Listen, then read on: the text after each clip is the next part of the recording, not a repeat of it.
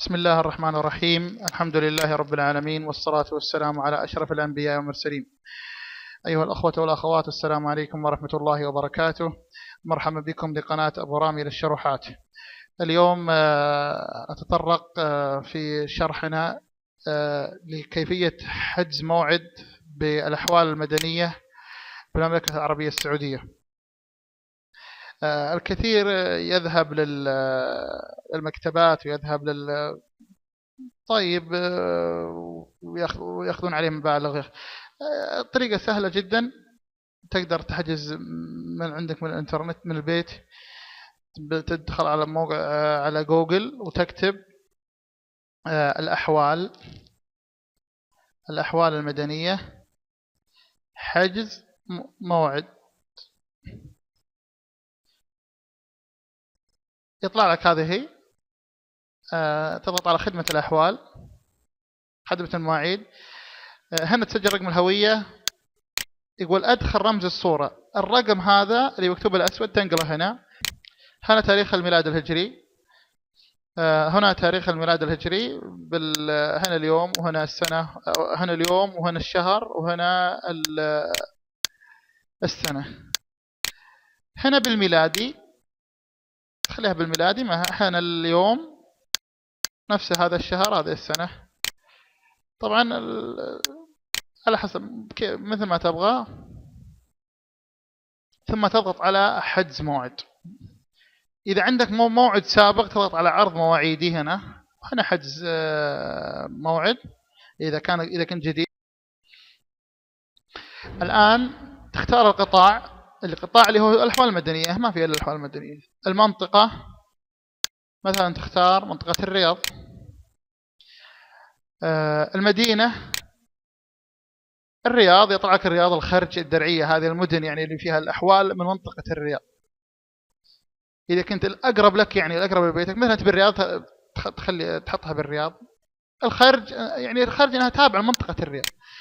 المكتب، مكاتب، عند أقرب مكتب لك بحي المروج، بحي الناصرية، بحي الوشم، وفيه النساء وفيه رجال. إذا كان مثلا حي المروج. مثلا الخدمة الشاملة للمواطنين.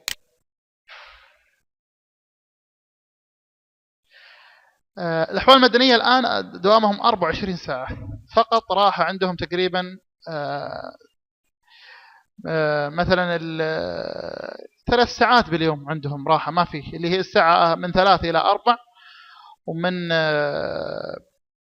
12 مساء ليلا إلى 1 ليلا، هذا ما عندهم شيء. ومن 5 صباحا إلى 6 صباحا، هذا ما عندهم شيء. خدمة ممتازة 24 ساعة. تضغط على اضغط لعرض جدول المواعيد. هذا عرض جدول المواعيد. معلومة يقول لك الرجاء استخدام متصفح انترنت اكسبلورر 6 او ليتر فيرجن، او النسخة الجديدة يعني قبل ما يمشي. انا استخدم موزيلا فايرفوكس. الآن اختارنا مثلا صباحا، اللي عليها اكس محجوزة خلاص، منتهي منها، ما فيه. أنت تختار مثلا نبغى الأحد، تبغاها 10 صباحا، تبغاها 11، تضغط على احجز، كلمة احجز.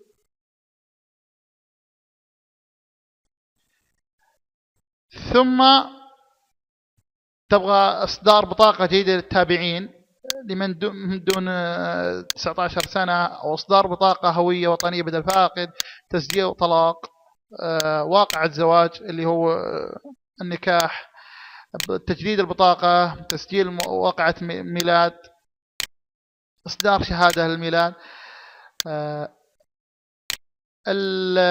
تسجيل واقعة الزواج المهم اللي تبغاه موجود.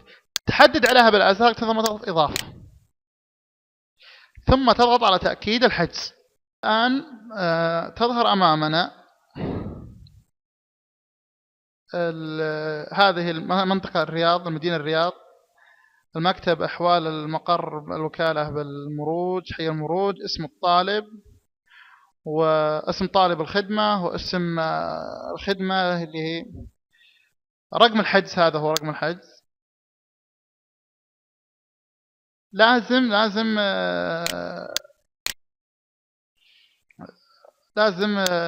هذا رقم الحجز لازم تحافظ عليه. إذا انتهيت مثلا الإجراءات التعليمات الشروط هذه لازم ضروري لازم تعبيها، أو لازم تتقيد فيها إجراءات إصدار صورة شخصية بالزي السعودي حديثة وملونة، يكون الوجه في وضع مقابل وبدون نظارة وبدون مثارات أو تحسين، يعني بدون ما تروح الفوتوشوب وتزين فيها، لا ما يحتاج. تعريف من المدرسة إذا كان طالبا، أو صورة لآخر مؤهل دراسي، أصل شهادة الميلاد مع صورة منه، يجب أن تكون بيانات الشهادة لابد أن تحضر هذه. ثم تعبئة النموذج رقم 56 الخاص بذلك بخط واضح بالقلم الأزرق. هذا تعبئة عند الحوالهم يعلمونك فيه. هذه لازم تطبعها هنا،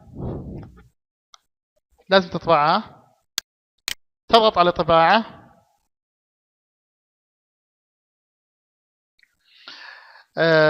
إذا ما كان عندك طباعة، إذا تعطيهم رقم السجل المدني، تروح لأقرب واحد، أي شخص يسوي لك. إذا ما عندك طابعة أصلا ما يحتاج أنك تحجزها، ما يحتاج، تروح للمكتبة إذا ما عندك طابعة. أو يقول ممكن بعض مكاتب الأحوال لازم يطلب الورقة ذي، في بعضهم بس رقم الحجز. أتوقع أنهم يسهلونها بكذا.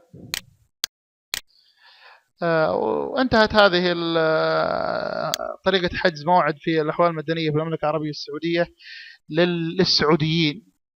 أتمنى أنكم استفدتم. هذا ما لدي، والسلام عليكم ورحمة الله تعالى وبركاته.